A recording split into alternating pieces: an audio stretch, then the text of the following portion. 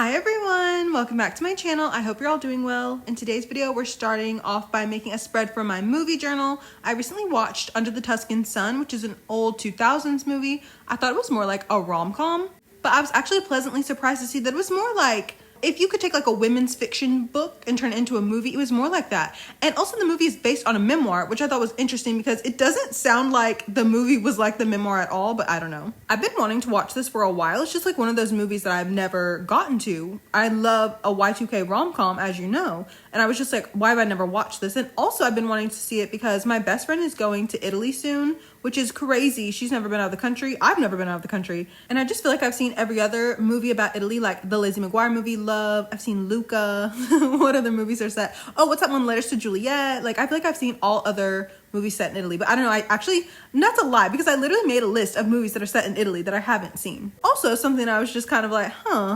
about is that I was telling my best friend, like, I don't know, probably months ago at this point, that I was gonna watch Under the Tuscan Sun, and she was like, oh yeah, like while I'm in Italy, you can watch Under the Tuscan Sun. And I was like, oh yeah, like while you're having a European summer vacation, I can stay here in the four walls of my enclosure in my prison and put rocks into my pockets and walk into the nearest body of water, which will definitely not be the Mediterranean Sea. That sounds so fun, girl. She just says things sometimes, and I'm like, you're not hearing yourself, but that's okay. Anyway, Under the Tuscan Sun is about this woman whose husband is cheating on her. She has been keeping the family afloat all these years because she's a writer and she's a successful writer.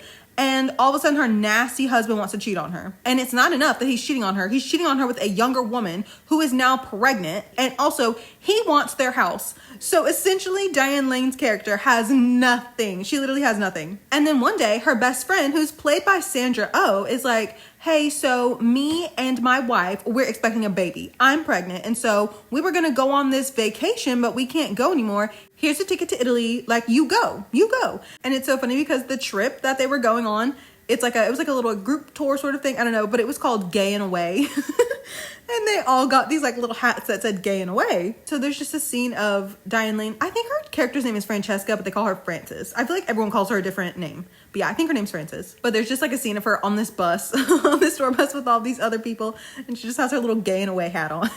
Also, I didn't even know Sandra Oh was in this movie, let alone that she was playing a lesbian best friend to the main character. So anyway, while Frances is in Italy, there's this villa that's for sale. And she's all of a sudden like, you know what? I'm going to buy it. I'm gonna buy it. She's like, stop the bus. And she just gets off at this random villa, has no clue if she's even gonna be able to purchase it, like how much it is, anything. But anyway, she ends up getting this villa. And so of course she has to start like working on it, fixing it up. So she hires this crew of people and slowly, you know, they start to become friends. She starts cooking for them. She starts to sort of like come alive while she's in Italy. I mean, it's not without its ups and downs, of course. Like, she's very sad when she first gets there because, I mean, she's alone in this like decrepit house in Italy. And she's just like, you know, I want a family. I want to have someone to cook for. I want there to be people in this big house. And of course she doesn't realize it, but slowly she gets her wishes. She does have people in the house. It's all the people who are helping fix up her house. She's cooking for them and they're almost like a family to her. And then her best friend comes to live with her because her wife leaves her. Like, she has a family. She even dreams of there being a wedding taking place at the house. And it might not be her wedding, but there is a wedding there at the very end of the movie. Personally, I would have stopped the movie right there at the end when she has like the ladybug crawling on her. That's like a whole thing too. But I would have stopped it right there and been like, you know what? She got everything. Also, a man kind of explains to her like, oh, you got all your wishes after all. Cause you know, someone's got to explain something to the audience. Cause I guess even back in the day, people were not paying attention to movies. I didn't really like how a man came in at the end and like got the ladybug off of her. Like, that was like yucky, like, ugh, like she was doing fine without a man. But anyway, like whatever, I guess. God forbid a woman be happy and not have a man. That's why this really is not a rom-com. Like, she doesn't really have any proper, like, true, like, romance with anyone. Not in, like, the traditional sense of a rom-com. She has this, like, weird, like, tension with the real estate person. What do you call him? The mortgage broker? I don't know what he is. But he's a happily married man with children. There's a weird line where he's like, oh, you look so sad. If you keep looking this sad, I'm gonna have to do something about it. And I've never been unfaithful to my wife. Like, excuse me? Go home. And then she meets this other Italian man. He's very, you know, like, he seems like what you would think an Italian man would be like.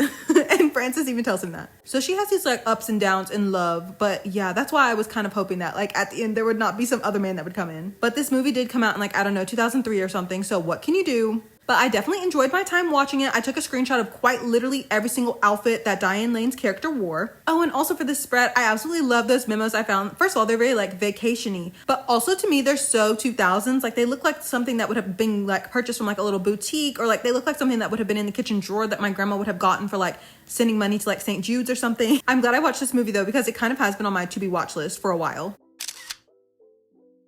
The next spread that I'm making is for my reading journal. I'm gonna try to make this one a little bit quick. In my last video, I was saying that I read a manga that was kind of good, but I wasn't sure if I was going to make a spread about it or not. I decided that I did, in fact, want to make a spread about it. So this manga is called The Transparent Vessel of Love, and it's about this man who is very unfortunate. Something always happens with him. Like, say he's walking home, some mean dogs might come up to him. Say he's like walking along the street, like a car, a taxi, whatever will splash him. That kind of thing. Like he just has this life full of like constant, like small, tiny misfortunes, and it really gets to him because he just feels like he attracts this negative luck. Well, one day on his way home from work, he is approached by this man who's a little bit older, white-haired, and this man is like, hey, you seem to be unlucky. And the main character is like, do you need something from me? And this guy's like, well, yes, actually. And he tells the main character he is not a human. I forgot the term he used for what he is, but basically he feeds off the emotions of humans, and negative emotions satisfy him the most. So of course, here's this main character who's constantly having something unfortunate happen to him. So he would be a perfect host. His emotions would just be so delicious and tasty. And then this man collapses. So the main character is like, well, I guess I gotta bring him back to my house. And so he's just kind of hearing him out, and he's like, so nothing bad will happen to me if I'm your host? And the guy's like, nope. And he's like, you know, okay, like, sure, if you're hungry, you got it. So they enter into a contract which requires the main character to give this man a name, and the main character chooses Shiro because his hair is white. Why is that like one of the 5 words I know in Japanese? I don't know why. I don't know any Japanese, but for some reason I know that Shiro means white. Oh, also, this story is called The Transparent Vessel of Love because when Shiro starts to go hungry, when he's starving, he starts to turn transparent. Like, he starts to like disappear essentially. So there they are. They formed this contract. Miki, is it Mickey? Miki? That's the main character's name. So there the two of them are, and Shiro's like, hey, is it okay if I eat a little bit more? And Miki's like, sure, like I think I have, you know, something in the freezer I can get you. But Shiro starts kissing him. He's like, oh. And he's like, hey, wait a second, like stop. And Shiro's like, oh, well, with all of my other old hosts, like they seem to be like happy to do this with me. Like, I thought you might want to do it too, but that's okay. If you don't want to do that, we don't have to. And the main character's like, okay, great, good. But of course they end up falling for each other. But also you have to realize as Miki is spending more time with Shiro, the more fun he's having, the happier he is. You know, he loves coming home and having someone to come home to, someone to share his life with. But Shiro feeds off of his negative emotions.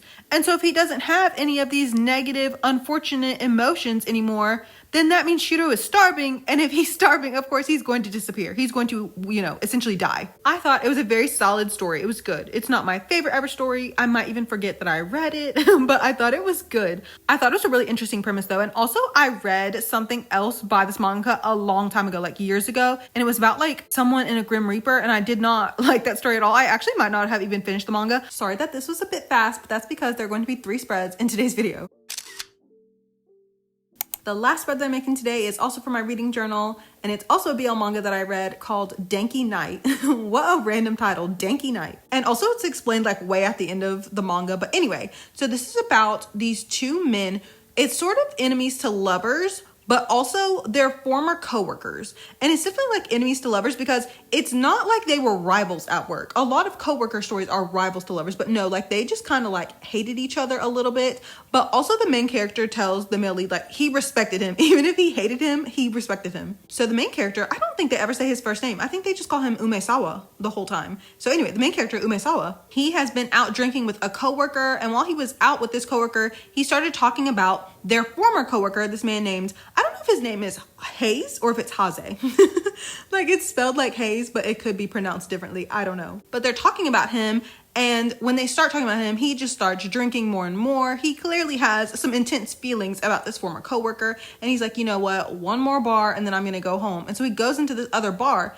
And who is behind the counter being the bartender other than Hayes, Haze himself. The two of them end up yelling at each other, and they also end up kissing. And then the next day he wakes up and they're beside each other in a bed at a love hotel, and he's like, oh my god, what happened? And spoiler, nothing happened. But that is the beginning of them figuring out what is this weird relationship they have with each other. I really liked this manga. It might have been my favorite that I read in May. Like, Former Coworkers is so fun, and like Enemies to Lovers. And when I say enemies, like they argued the whole entire time. The whole entire manga, they fought. They were so fun. Also, the scan team did such a good job. I didn't even realize that there's also an official release for this. But like the scan team did such a good job. The dialogue especially, and also just like their internal monologues, any sort of text, like it just felt very natural. It was really funny too. And also even after their like break up, they're not really together, but you know, their big fight that they have, I loved that it did not drag on into some sort of like miscommunication sort of thing. Like they immediately have a conversation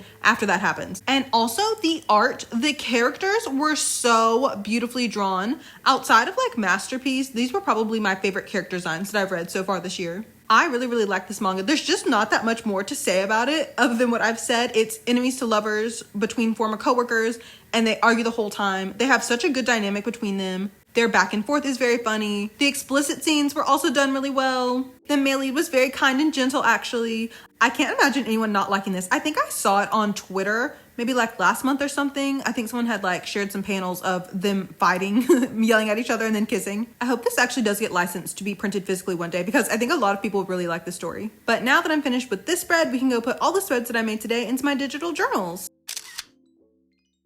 Do you know which spread is still not in today's video? The one I made for Jaehyun's release from the military. It's because I still have not had time to watch the live. I think I watched like 20 minutes of it whenever the day that the replay was back up on YouTube. But yeah, I just don't know. I'm like, when am I gonna watch the other 1 hour and 10 minutes of this? Especially because I keep pausing every 5 seconds to like Grinch grin. That is my favorite scene in How the Grinch Stole Christmas. When his smile curls up like that, it literally makes me laugh every time I see it. I really do feel like I get like a bit of cuteness aggression when I see Jaehyun. Like I kind of want to put my fist through a wall.